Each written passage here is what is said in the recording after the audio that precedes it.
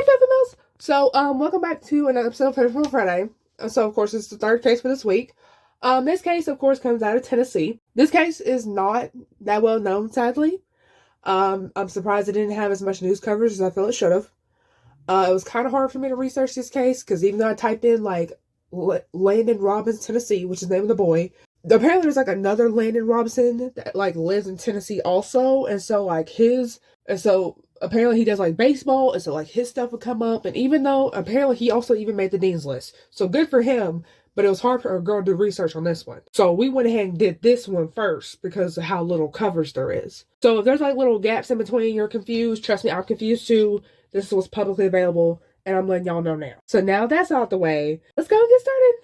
You had your fun, bet you're sorry now. You dressed me in white to just lay me down. I would've stayed till death took me out, but then you fucked up and gave me the gun. So I'll give you one more shot. So of course, we're actually going to start with our victim this time, because I feel it's appropriate. So Landon Cole Lee Robbins, which is our victim, sadly, was born on August 16, 2007, to Jessica Robbins and Gerald Wells. Now, Jessica was born on August 27th, 1989. I couldn't exactly find when Gerald was born, when he was born, otherwise, of course, I would mention it. Now, Gerald, he is not mentioned in the story really at all, except he is the biological father of Landon, and that's pretty much it.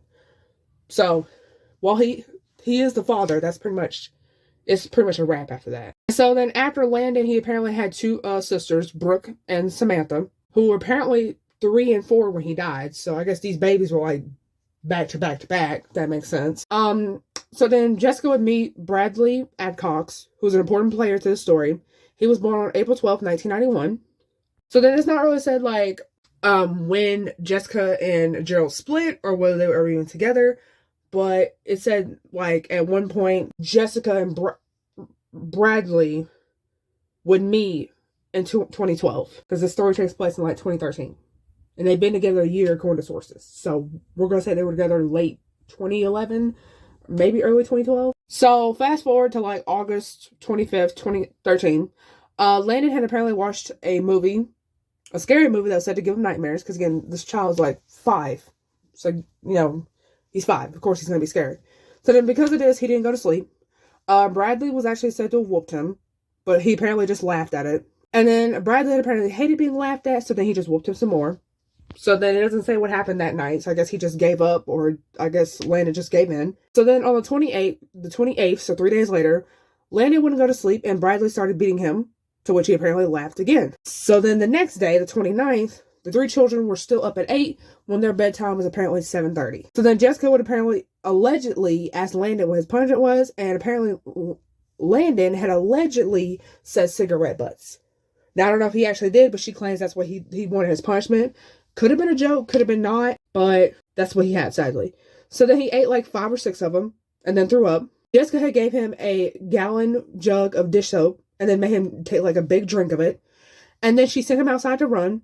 And so then the other 2 kids, Brooklyn and Samantha, they chose basically to just take the ass whooping and then went to bed. Then around 9:30, it's still the 29th, by the way, Landon went back into the house with an injury to his nose. And then Bradley would say this was because he had hit his head on a real estate sign that was leaning on the swing set that apparently was in the back. He was said to have thrown up. Jessica would later say that Landon had allegedly said that they were the best parents that he had ever had and that he loved them. And so then that night, of course, with cigarette butts and dish soap in his system, as you can imagine, he was unable to control his bowels. And so then he wasn't sent to school the next day. So then Jessica claimed to check on him later and found he had made another accident, as you can imagine, and she cleaned it up. So then while attempting to eat breakfast, he would complain about the sudden pain in his arm. Jessica would give him Tylenol and she would lay him down. And so then while doing so, he told her that she couldn't do it. She asked, "What do you mean?" He said, "I don't know." Well, she went to check on him again 30 to 45 minutes later. He wasn't breathing. So then Bradley had come home from work and Jessica had asked, do we call 911? And so then 911 would eventually get called. Landon would sadly die in the hospital on the 30th. So this is August 30th, 2013.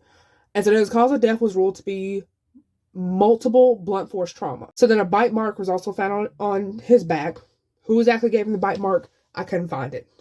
So then 2 days later, Jessica and Bradley would be charged with aggravated child abuse. However, evidence would come up to have first-degree murder added to that.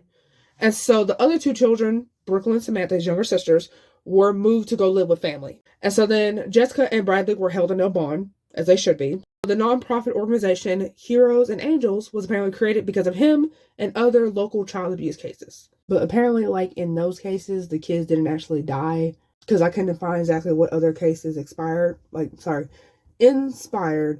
this organization to form, if that makes sense. And so Bradley would end up saying, he was quoted as saying that when spanking didn't work, he would make the kids drink soap out of a mellow yellow bottle the first 5 to 6 times, and then make them drink directly from the soap bottle after that. And so Jessica ended up getting 60 years with eligibility for parole in 2034.